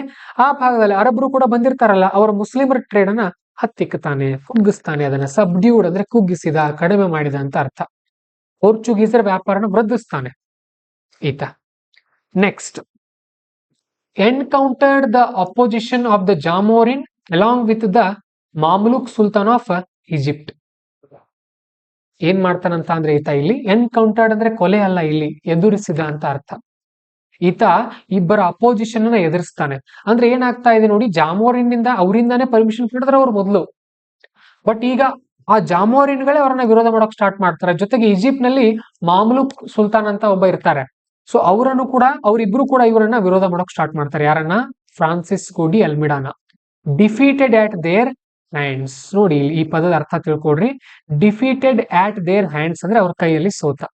ಈ ಫ್ರಾನ್ಸಿಸ್ ಡಿ ಅಲ್ಮೇಡಾ ಸೋತ ಅವ್ರ ಕೈಯಲ್ಲಿ. ಆ ಟೈಮಲ್ಲಿ ಅವರು ವ್ಯಾಪಾರಕ್ಕೆ ಬರ್ತಾ ಇದ್ರು ಕೂಡ ಅವ್ರ ಜೊತೆ ಒಂದು ಸೈನ್ಯ ಇರ್ತಾ ಇತ್ತು, ಯಾಕಂದ್ರೆ ಸೇಫ್ಟಿಗೋಸ್ಕರ. ಓಕೆ, ಸೋತ ಅವ್ರ ಕಡೆ. ಆಮೇಲೆ ಮುಂದೆ ಏನ್ ಮಾಡ್ತಾನೆ ನೋಡಿ, avenged the defeat by totally crushing both navies next year. ಒಂದು ವರ್ಷ ಟೈಮ್ ತಗೊಳ್ತಾನೆ, ಮತ್ತೆ ರೆಡಿಯಾಗಿ ಬರ್ತಾನೆ. ಏನ್ ಮಾಡ್ತಾನಂದ್ರೆ avenged ದ್ವೇಷವನ್ನ ತೀರ್ಸ್ಕೊಂಡ. ಹೇಗ್ ತೀರ್ಸ್ಕೊಂಡ? Defeat by totally crushing both, ಅವ್ರನ್ನ ಕ್ರಶ್ ಮಾಡಿಬಿಡ್ತಾನೆ ಇಬ್ಬರನ್ನು. ಜಾಮೋರಿನನ್ನು ಸೋಲಿಸ್ತಾನೆ, ಮಾಮಲೂಕ್ ಸುಲ್ತಾನನ್ನು ಕೂಡ ಸೋಲಿಸ್ತಾನೆ. ಯಾರೀತ? Almeida. Wanted to make Portuguese the master of Indian Ocean. ಇದೇನು ಭಾರತದ ಕೆಳಗಡೆ ಇಲ್ಲಿ ಹಿಂದೂ ಮಹಾಸಾಗರ ಇದೆಯಲ್ಲ, ಇದು ಸಂಪೂರ್ಣವಾಗಿ ಪೋರ್ಚುಗೀಸರ ಆಡಳಿತದಲ್ಲೇ ಇರಬೇಕು ಅನ್ನುವಂತ ಕನಸನ್ನ ಈತ ಹೊಂದಿದ್ದ. ಇಂಪಾರ್ಟೆಂಟ್ ಪಾಯಿಂಟ್ ಇದು, ನೆನ್ಪಿಟ್ಕೊಡ್ರಿ, ಕೇಳ್ತಿರ್ತಾರೆ ಇದನ್ನು. ಓಕೆ, ಇವೊಂದೊಂದು ಪಾಲಿಸಿ ಇತ್ತು, ಬ್ಲೂ ವಾಟರ್ ಪಾಲಿಸಿ ಅಂತ ಹೇಳಿ. ಕಾರ್ಟೇಜ್ ಸಿಸ್ಟಮ್ ಅಂತ ಕೂಡ ಕರೀತಾರೆ ಇದನ್ನ. ಬ್ಲೂ ವಾಟರ್ ಪಾಲಿಸಿ ಯಾರ್ದು ಅಂತ ಕೇಳಿದ್ರೆ ಅಲ್ಮೇಡಾ ಅಂದು. ಅಲ್ಮೇಡಾ ಯಾರು? ಪೋರ್ಚುಗೀಸರವನು, ನೆನ್ಪಿಟ್ಕೊಡ್ರಿ. ಸೊ ಇವನಾದ್ಮೇಲೆ ಒಂದ್ 4 ವರ್ಷ ಈತ ಇರ್ತಾನೆ. ಇವನಾದ್ಮೇಲೆ ಡಿ ಅಲ್ಬುಕರ್ಕ್ ಬರ್ತಾನೆ, ಅಲ್ಫಾನ್ಸೋ ಡಿ ಅಲ್ಬುಕರ್ಕ್. ಸೊ ಈತಂದೇನು? Introduced permit system for ships to enter the Indian Ocean. ಅಂದ್ರೆ ಈ ಹಿಂದೂ ಮಹಾಸಾಗರಕ್ಕೆ ಯಾವ್ದಾದ್ರು ಶಿಪ್ ಗಳು ಬರಬೇಕು ಅಂದ್ರೆ ಈ ಪೋರ್ಚುಗೀಸರ ಪರ್ಮಿಷನ್ ತಗೊಳ್ಬೇಕಾಗಿತ್ತು. ಅಂತ ಸಿಸ್ಟಮ್ ಅನ್ನ ತಗೊಂಡ್ ಬರ್ತಾನೆ ಈತ. Okay, acquired Goa from sultan of Bijapur in 1510. ಈ ಬಿಜಾಪುರದ ಸುಲ್ತಾನ್ರಿಂದ ಗೋವಾನ ಗೆಲ್ತಾನೆ ಈತ. ಇಲ್ಲಿವರೆಗೂ ಎಲ್ಲಿದ್ರು ಇವರು? ಕೇರಳದಲ್ಲಿ ಮಾತ್ರ ಇದ್ರು. ಈಗ ಗೋವಾರ್ಗ್ ಹೋಗ್ತಾರೆ. ಮತ್ತೆ ಎಲ್ಲಿದ್ ಬರುತ್ತೆ ನೋಡ್ರಿ ಅದು ಗೋವಾ. ನಾವು ಈಗ ಡಿಟೇಲ್ ಆಗಿ ಕಲಿತಾ ಹೋಗೋಣ, ಒಂದೊಂದೇ ನಮಗೆ ಶಾಶ್ವತ ನೆನ್ಪುಳಿದು ಬಿಡುತ್ತೆ ಇದು. ಇಲ್ಲಿವರೆಗೂ ಮೊದಲು ಬಂದದ್ದು ಕೇರಳದ ಕಲ್ಲಿಕೋಟೆಗೆ ಬಂದು ಅಲ್ಲಿ ಕಣ್ಣನ್ನೂರು, ಕೊಚ್ಚಿ ಅಲ್ಲೆಲ್ಲ ವ್ಯಾಪಾರ ಮಾಡ್ತಾ ಇದ್ರು. ಈಗ ಯಾರೀತ? ಅಲ್ಫಾನ್ಸೋ ಡಿ ಅಲ್ಬುಕರ್ಕ್, ಹೌದಲ್ಲ? ನೋಡ್ರಿ, ಡೈರೆಕ್ಟ್ ಏನ್ ಮಾಡಿದಾನೆ, ಗೋವಾನ ಗೆದ್ದು ಬಿಟ್ಟ. ಯಾರಿಂದ? ಈ ಬಿಜಾಪುರದ ಸುಲ್ತಾನ್ರಿಂದ. ಗೋವಾ ಇಲ್ಲಿದೆ. ಸೊ ನೆನ್ಪಿಟ್ಕೊಡ್ರಿ, ನಮ್ ಕರ್ನಾಟಕ ಇಲ್ಲಿಸ್ಟ್ ಮೇಲೆ, ಇಲ್ಲಿಸ್ಟ್ ಕೆಳಗೆ, ಈ ತರ ಇದೆ. ಹಾಗೇನೆ ಅಬಾಲಿಷನ್ ಆಫ್ ಸತಿ, ಇಂಪಾರ್ಟೆಂಟ್ ಪಾಯಿಂಟ್ ಇದು. ಈತ ಸತಿ ಪದ್ಧತಿಯನ್ನು ನಿಷೇಧ ಮಾಡ್ತಾನೆ ಅವಾಗ್ಲೇ. ಸತಿ ಪದ್ಧತಿ ಅಂದ್ರೆ ಗಂಡ ಸತ್ರೆ ಹೆಂಡತಿನೂ ಕೂಡ ಗಂಡನ ಜೊತೆ ಚಿತೆ ಸೇರ್ಬೇಕಾಗಿತ್ತು ಅಂತ ಒಂದು ಕೆಟ್ಟ ಪದ್ಧತಿ ಇತ್ತು. ಅದನ್ನ ಅಬಾಲಿಷ್ ಮಾಡ್ತಾನೆ ಈತ, ರದ್ದು ಮಾಡ್ತಾನೆ. Encouraged Portuguese men to take Indian wives and settle in India. ಪೋರ್ಚುಗೀಸರು, ನೀವು ಭಾರತೀಯ ಮಹಿಳೆಯರನ್ನ ಮದುವೆಯಾಗಿ ಇಲ್ಲಿ ಸೆಟಲ್ ಆಗ್ರಿ ಅಂತ ಹೇಳ್ತಾನೆ. ಯಾಕೆ? To increase the demography as well. Demography ಅಂದ್ರೆ ಜನಸಂಖ್ಯೆ. ನಾವು ಪೋರ್ಚುಗೀಸರ ಜನಸಂಖ್ಯೆನ ಇಲ್ಲಿ ಜಾಸ್ತಿ ಮಾಡೋಣ ಅಂತ ಹೇಳಿ ಅವ್ರಿಗೆ ಪ್ರೋತ್ಸಾಹ ಕೊಡ್ತಾನೆ ಅಲ್ಫಾನ್ಸೋ ಡಿ ಅಲ್ಬುಕರ್ಕ್. ಇವಿಷ್ಟು ಪಾಯಿಂಟ್ ನೆನಪಿರ್ಬೇಕು ನಿಮಗೆ. ಕಣ್ ಮುಚ್ಕೊಂಡ್ರೆ 5 ಪಾಯಿಂಟ್ ಪಟ ಪಟ ಪಟ ಪಟ ನೆನಪಿರ್ಬೇಕು ನೋಡಿ. ಜೊತೆಗೆ introduced tobacco, cashew and irrigation system. ಹಾಗಾದ್ರೆ ಪೋರ್ಚುಗಲ್ ರಿಂದ ಭಾರತಕ್ಕೆ ಏನ್ ಬಂದಿದೆ? ಟೊಬ್ಯಾಕೋ ಬಂದಿದೆ, ಕ್ಯಾಶ್ಯೂ ಕೂಡ ಬಂದಿದೆ. ಕ್ಯಾಶ್ಯೂ ಅಂತ ಅಂದ್ರೆ ಗೋಡಂಬಿ, ಇರಿಗೇಷನ್ ಸಿಸ್ಟಮ್ ಅಂದ್ರೆ ನೀರಾವರಿ ವ್ಯವಸ್ಥೆಯನ್ನು ಕೂಡ ಈತ ಪರಿಚಯ ಮಾಡ್ಕೊಡ್ತಾನೆ ಭಾರತಕ್ಕೆ. ಇವೊಂದೊಂದು ಬೇರೆ ಸಿಸ್ಟಮ್ ಇರಬಹುದು. ಓಕೆ, ಸರಿ. ನೆಕ್ಸ್ಟ್ ಬರೋನು 1529ರಲ್ಲಿ ನೀನೋ ಡಾಕುಣ ಅಂತ ಬರ್ತಾನೆ. ಈತ shifted the headquarters from Cochin to Goa in 1530. ಇವರ ಹೆಡ್ ಕ್ವಾರ್ಟರ್, ಮುಖ್ಯ ಕಚೇರಿ ಕೊಚ್ಚಿಯಲ್ಲಿತ್ತಲ್ಲ, ಅದನ್ನ ಗೋವಾಗೆ ಶಿಫ್ಟ್ ಮಾಡ್ತಾನೆ ಈತ. ಇವತ್ತು ಕೂಡ ಗೋವಾದಲ್ಲಿ ಪೋರ್ಚುಗೀಸರ ಬಹಳಷ್ಟು ಕುರುಹುಗಳಿವೆ, ಚರ್ಚ್ಗಳೆಲ್ಲ ಬಹಳ ಇದೆ ಅಲ್ಲೆಲ್ಲ. ಸರಿ, ಆಮೇಲೆ he helped Gujaratis to fight the Mughals, got Bassein and Diu as a reward. Very important point. ನೋಡ್ರಿ, ಇವ್ರು ಎಲ್ಲಿ ಹೋಗಿದಾರೆ ಅಂತ ಅಂದ್ರೆ ಗೋವಾಕ್ ಹೋದ್ರಿ ಈಗ. ಸೊ ಗೋವಾಕ್ ಹೋಗಿ ಸುಮ್ಮನೆ ಇರಲ್ಲ. ಯಾರೀತ? ನೀನೋ ಡಾಕುಣ. ಈ ಗೋವಾದಿಂದ ಇಲ್ಲಿ ಗುಜರಾತ್ ಅವರು ಏನ್ ಮಾಡ್ತಾ ಇದ್ರು ಅಂತ ಅಂದ್ರೆ ಮೊಘಲರ ವಿರುದ್ಧ ಹೋರಾಟ ಮಾಡ್ತಾ ಇದ್ರು. ಸಹಾಯ ಮಾಡ್ತಾನೆ. ಸೊ ಸಹಾಯ ಮಾಡಿ ಈ ಭಾಗವನ್ನ, ಯಾವ ಪ್ಲೇಸ್ ಅನ್ನ ವಾಪಸ್ ಕೊಡ್ತಾರ ಅವ್ರು ಇವರಿಗೆ? ದಿಯು ಮತ್ತು ಬಸ್ಸೇನ್ ಮತ್ತು ದಿಯುನ ತಗೊಳ್ತಾನೆ. ಈ ಭಾಗದಲ್ಲಿ ದಿಯು ಮತ್ತು ಬಸ್ಸೇನ ಇವರಿಂದ ತಗೊಂಡ. ನೋಡಿ ವ್ಯಾಪಾರ ಹೇಗೆ, ಇಲ್ಲಿತ್ತು, ಇಲ್ಲಿ ಹೋಯ್ತು, ಇಲ್ಲಿ ಹೋಗ್ತಾ ಇದೆ ಈಗ ಹಂತ ಹಂತವಾಗಿ. Then expanded to east in Bengal with Hooghly as headquarters. ಆ ಭಾಗದಲ್ಲಿ ಈಸ್ಟ್ ಕೂಡ ವಿಸ್ತರಿಸ್ತಾನೆ ವ್ಯಾಪಾರವನ್ನ ಈತ. ಹೂಗ್ಲಿ ಕಡೆ, ಈ ಕಡೆ ಇಲ್ಲೂ ಕೂಡ ವಿಸ್ತರಿಸ್ತಾನೆ. ಸರಿ. ಸೊ ಹಾಗಾದ್ರೆ ಯಾರು 3 ಜನ ಇದ್ರಲ್ಲ ಅವರು? ಫಸ್ಟ್ ಯಾರು? ವಾಸ್ಕೋಡಗಾಮ ಅಲ್ಲ, ಇವರಲ್ಲಿ ಅಲ್ಮೇಡಾ ಏನ್ ಮಾಡ್ದ? ಜಸ್ಟ್ ಅಲ್ಲಿ ಅವ್ರನ್ನ ಸೋಲಿಸ್ತಾನೆ ಅಷ್ಟೇ, ಜಾಮೋರಿಂಡ್ರನ ಮತ್ತೆ ಈಜಿಪ್ಟ್ನವ್ರನ್ನ ಸೋಲಿಸ್ತಾನೆ ಅಷ್ಟೇ. ಅದನ್ನ ಬಿಟ್ಟು ಅಲ್ಲೇ ಇದ್ದ ಆ ಭಾಗದಲ್ಲಿ. ನೆಕ್ಸ್ಟ್ ಬಂದು ಅಲ್ಬುಕರ್ಕ್ ಏನ್ ಮಾಡ್ದ ಅಂತಂದ್ರೆ, ಅದು ಶಿಪ್ ಯಾರಾದ್ರೂ ಹಡಗು ಇಂಡಿಯನ್ ಓಷನ್ ಬರ್ಬೇಕು ಅಂದ್ರೆ ಪರ್ಮಿಷನ್ ತಗೊಳ್ಬೇಕು ಅಂತ ಹೇಳ್ತಾನೆ. ಗೋವಾನ ಗೆಲ್ತಾನೆ, ಹೌದಲ್ಲ. ಸೊ ಅದಾದ್ಮೇಲೆ ಮೂರನೇದು ಬಂದಿರೋನು ನೀನಾಡ್ ಹಾಕೋಣ. ಈತ ಏನ್ ಮಾಡ್ತಾನೆ, ಮೊಘಲರ ವಿರುದ್ಧ ಗುಜರಾತಿಗಳಿಗೆ ಹೆಲ್ಪ್ ಮಾಡ್ತಾನೆ ಗೆಲ್ಲೋಕೆ. ಸೊ ಬಸ್ಸೇನ್ ಮತ್ತೆ ದೀವ್ನ ಪಡಿತಾನೆ. ಜೊತೆಗೆ ಹುಬ್ಳಿ ಕಡೆ ಏನ್ ಮಾಡ್ತಾನೆ ಅಂದ್ರೆ ಒಂದು ತನ್ನ ಹೆಡ್ ಕ್ವಾರ್ಟರ್ಗಳನ್ನ ಆರಂಭ ಮಾಡ್ತಾನೆ. ಆ ಕಡೆ ನೆನ್ಪಿಟ್ಕೊಡ್ರಿ. ಬಂಗಾಳನಲ್ಲಿ ಕೂಡ ಆತ ಒಂದು ಆಡಳಿತವನ್ನ ಅಂದ್ರೆ ವ್ಯಾಪಾರವನ್ನು ಆರಂಭ ಮಾಡ್ತಾನೆ. ನೆನ್ಪುಳಿತಾ ಇಷ್ಟು. ಇವ್ನ ಹೇಗೆ ಅರ್ಥ ಮಾಡ್ಕೊಳ್ಬೇಕು ಅಂದ್ರೆ ನೀವು ಅಷ್ಟೇ ಒಬ್ಬೊಬ್ಬರ ಬಗ್ಗೆ ತಿಳ್ಕೊಂಡು ಕಣ್ ಮುಚ್ಕೊಂಡು ನೆನ್ಪು ಮಾಡ್ಕೊಳ್ಬೇಕು. 1, 2, 3, 4, 5 ಪಾಯಿಂಟ್ ನೆನಪು ಬರೋವರೆಗೂ ಅಲ್ಲೇ ಇರಬೇಕು. ಒಂದ್ಸಾರಿ ಈ ತರ ಮಾಡಿದ್ರಿ ಮುಂದೆ ಈಸಿ ಆಗುತ್ತೆ. Next, favourable conditions for Portuguese. ಮತ್ತೆ ಇನ್ನೊಂದು ಹೇಳ್ತೀನಿ, ಇದು ನೋಟ್ಸ್ ಈಗಾಗಲೇ ಸಣ್ಣದೇ ಇದೆ, 136 ಪೇಜ್ ದೊಡ್ಡದಲ್ಲ.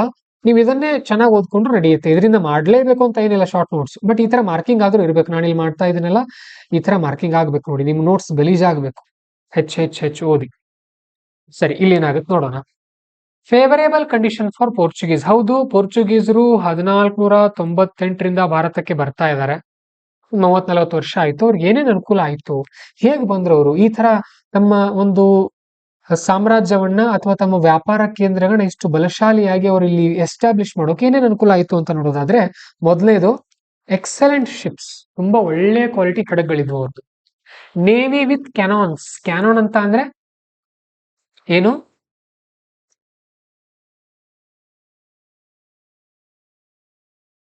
ಏನಂತ ಕರಿತೀವಿ ಅವುಗಳನ್ನ? ಫಿರಂಗಿ. ಇವುಗಳು ಏನಂತ ಕರೀತಾರೆ ಕನ್ನಡದಲ್ಲಿ? ಏನಂತಾರೆ? ತೋಪು. ನೋಡ್ರಿಪ್ಪ, ಕನ್ನಡದಲ್ಲಿ ಏನಂತಾರೆ ನಂಗೂ ನೆನಪು ಬರ್ತಾ ಇಲ್ಲ.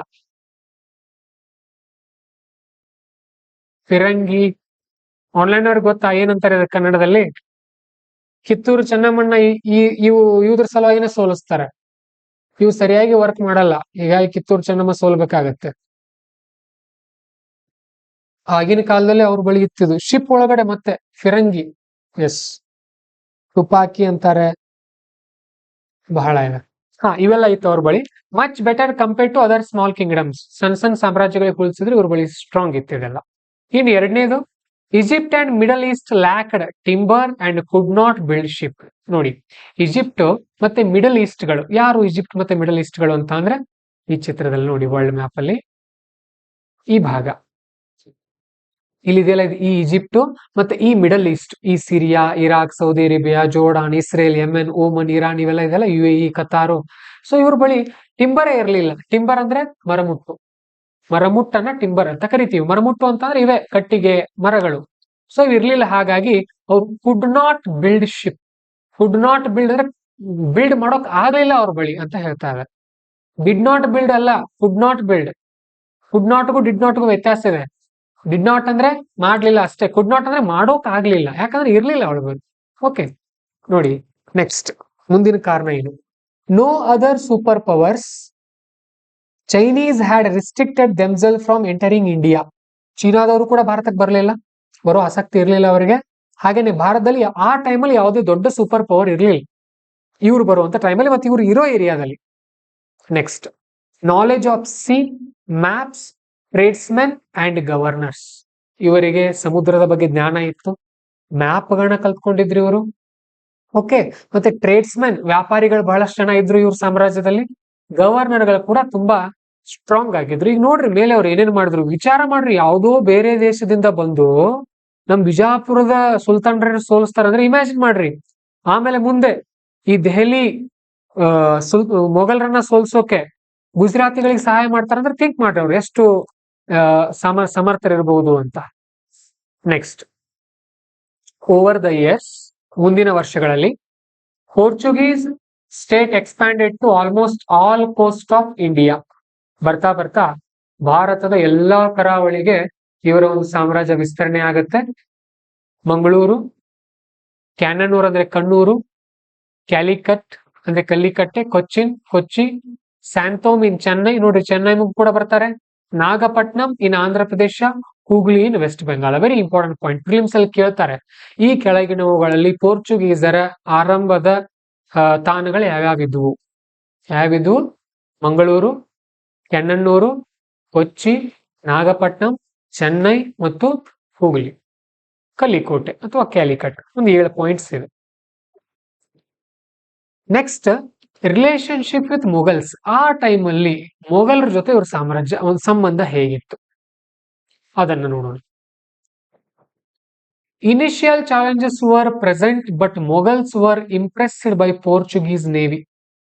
ಇನಿಷಿಯಲ್ ಆರಂಭದಲ್ಲಿ ಚಾಲೆಂಜಸ್ ಇದ್ವು, ಅಂದ್ರೆ ಅವ್ರಿಗೂ ಡೌಟ್ ಇರುತ್ತೆ, ಬೇರೆಯವರು ಬರ್ತಾ ಇದಾರಂತ ಅಂದ್ರೆ ಏನೋ ಮಾಡ್ಬೋದು, ಇಲ್ಲಿ ನಮ್ಮ ಒಂದು ಅಸ್ಥಿರತೆಗೆ, ನಮ್ಮ ಒಂದು ಸ್ಥಾನಕ್ಕೆ ಚ್ಯುತಿ ಬರ್ಬೋದು ಅಂತ ಅವ್ರಿಗೂ ಹೆದರಿಕೆ ಇರುತ್ತೆ. ಬಟ್ ಬರ್ತಾ ಬರ್ತಾ ಮೊಘಲರಿಗೆ ಖುಷಿ ಆಗತ್ತೆ ಇವರ ನೇವಿಯನ್ನ ನೋಡಿ, ಇಷ್ಟು ಚೆನ್ನಾಗಿರುವಂತ ನೇವಿ ಇದೆ ಇವ್ರದ್ದು. ಓಕೆ, ಸೊ ಆ ಒಂದು ಖುಷಿಯಿಂದ ಅವ್ರು ಇಂಪ್ರೆಸ್ ಆಗ್ತಾರೆ. ಮುಂದೆ they wanted to convert Mughals to Christianity. ಮೊಘಲರನ್ನೇ ಕ್ರಿಶ್ಚಿಯನ್ ಆಗಿ ಕನ್ವರ್ಟ್ ಮಾಡ್ಬೇಕು ಅಂತ ಆಸೆ ಇಟ್ಕೊಂಡಿರ್ತಾರೆ ಅವರು. ನೋಡಿ, ಧರ್ಮ ಅನ್ನೋದೇನಿದೆಯಲ್ಲ, ಅದ್ ಹಿಂದೂ ಹಾಗೆ ಇತ್ತು, ಈಗಲೂ ಹಾಗೆ ಇದೆ, ಮುಂದೂ ಹಾಗೆ ಇರೋದು. ಏನು, ಒಟ್ ನಮ್ ಧರ್ಮಕ್ಕೆ ಕನ್ವರ್ಟ್ ಮಾಡ್ಕೊಳ್ಬೇಕು, ಜಗತ್ತಲ್ಲೆಲ್ಲ ನಮ್ದೇ ಧರ್ಮ ಇರಬೇಕು ಅಂತ. ಓಕೆ, ಆ ತರ ಕ್ರಿಶ್ಚಿಯಾನಿಟಿಗೆ ಕನ್ವರ್ಟ್ ಮಾಡುವಂತ ಆಸೆನ ಅವ್ರು ಇಟ್ಕೊಂಡಿದ್ರು.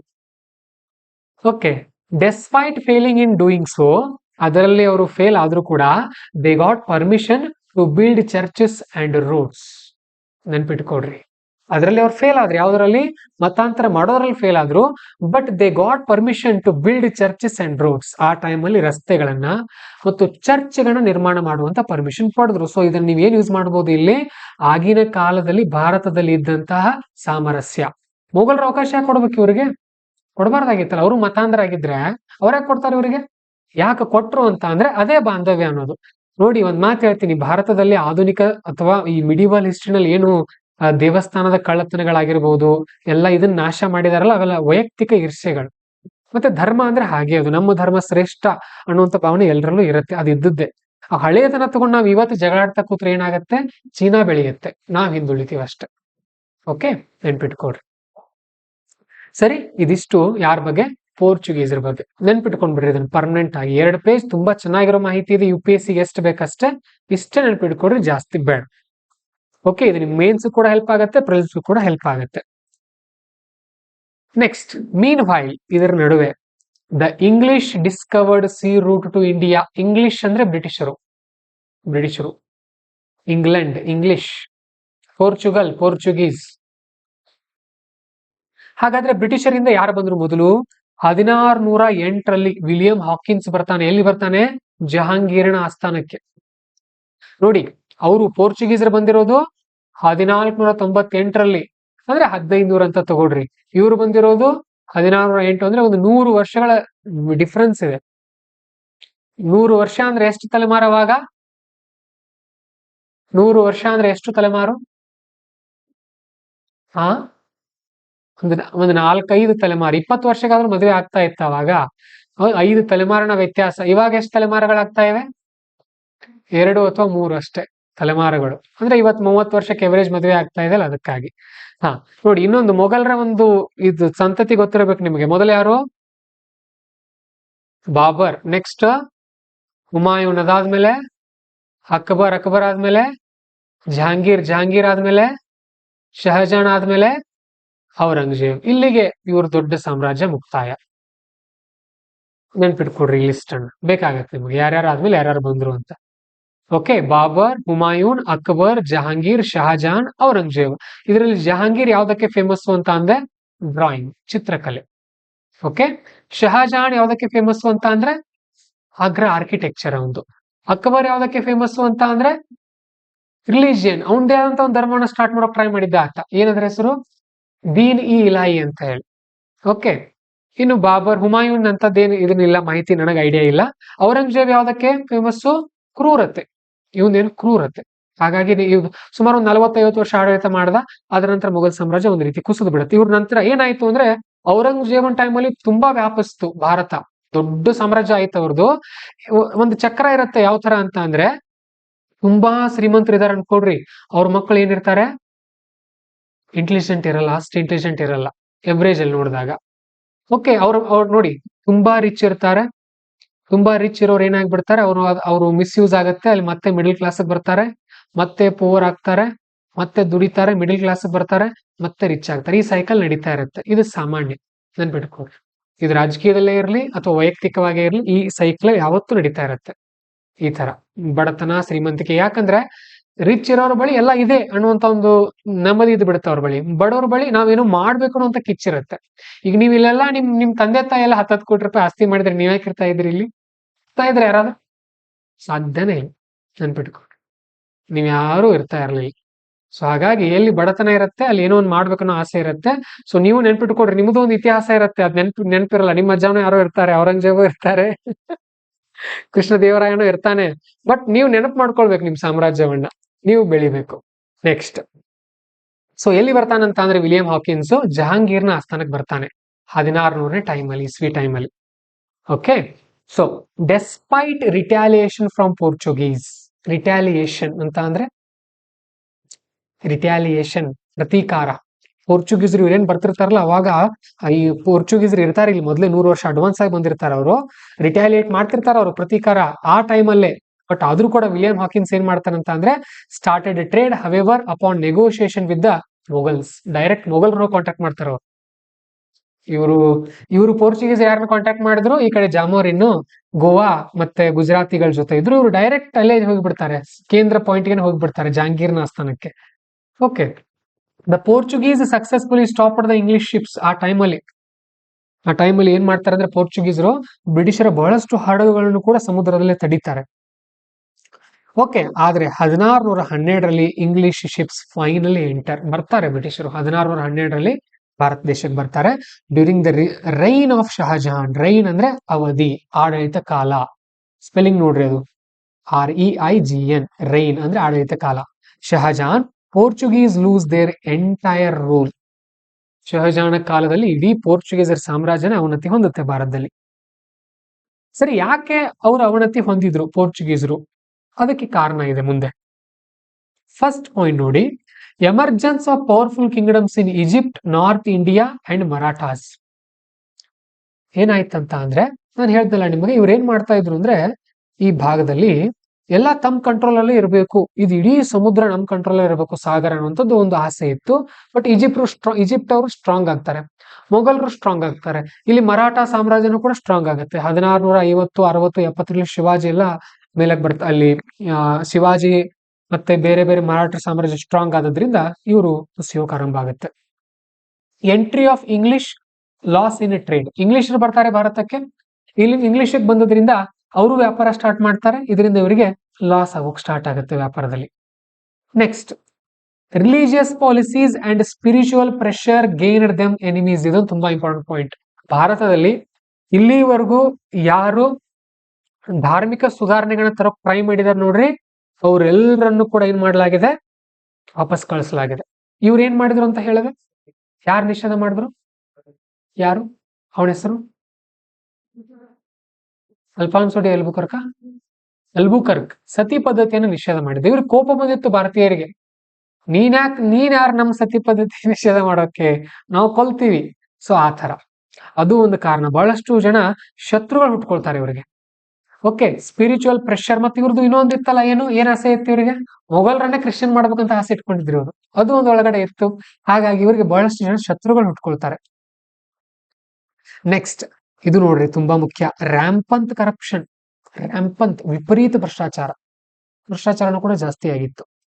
Next, discovery of Brazil in the west diverted their attention. Brazil ಅನ್ನ ಕಂಡು ಹಿಡಿತಾರೆ ಆ ಟೈಮಲ್ಲಿ. ಬ್ರೆಜಿಲ್ ದೇಶ ಒಂದಿದೆ ಅಂತ ಹೇಳಿ ಆ ಕಡೆ ಹೋಗ್ತಾರೆ. ನೋಡ್ರಿ ಅವ್ರಿಗೆ ಯಾವ್ದು ಅನುಕೂಲ ಆಗತ್ತೆ ನೋಡ್ರಿ, ಮ್ಯಾಪ್ ಪ್ರಕಾರ ನೀವೇ. ಪೋರ್ಚುಗಲ್ ಇಲ್ಲಿದೆ, ಇಲ್ಲಿಂದ ಹಾಯಿಸಿ ಇಲ್ಲಿ ಬರೋದು ಈಸಿನೋ, ಇಲ್ಲೇ ಡೈರೆಕ್ಟ್ ಬ್ರೆಜಿಲ್ ಹೋಗೋದು ಈಸಿ.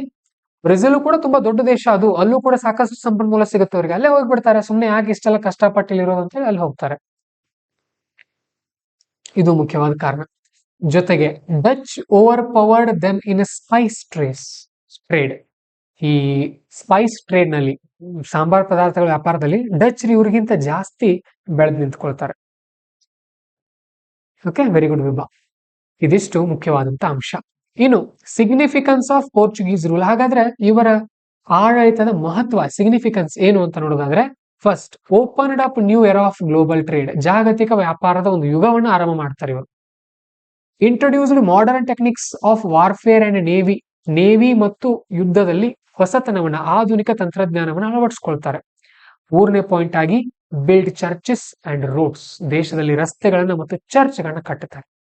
ಇದಿಷ್ಟು ನೆನ್ಪಿಟ್ಕೊಳ್ರಿ. ಇದರ ಅರ್ಥ ಇವ್ರು ಭಾರತ ಬಿಟ್ಟು ಹೋಗಿದಾರೆ ಅನ್ಕೊಳಕ್ ಹೋಗ್ಬೇಡ್ರಿ. ಸಣ್ಣದಾಯ್ತು ಇವ್ರದ್ದು ವ್ಯಾಪಾರ, ತುಂಬಾ ಸಣ್ಣದಾಗಿದೆ. ಬಹುಶಃ ಗೋವಾಗೆ ಸೀಮಿತರಾಗ್ತಾರೆ ಇವರು. ಅರ್ಥ ಆಯ್ತಾ ಇದಿಷ್ಟು? ಕಂಪ್ಲೀಟ್ ನಾವು ಪೋರ್ಚುಗೀಸರು ಮತ್ತು ಸ್ವಲ್ಪ ಅದೇ ಟೈಮಲ್ಲಿ ಇಂಗ್ಲಿಷ್ ಬಗ್ಗೆ ತಿಳ್ಕೊಂಡಿದೀವಿ. ಇಂಗ್ಲಿಷ್ ಬಗ್ಗೆ ಇನ್ನೂ ಡೀಟೇಲ್ ಆಗಿ ಕಲಿತೀವಿ ನಾವು.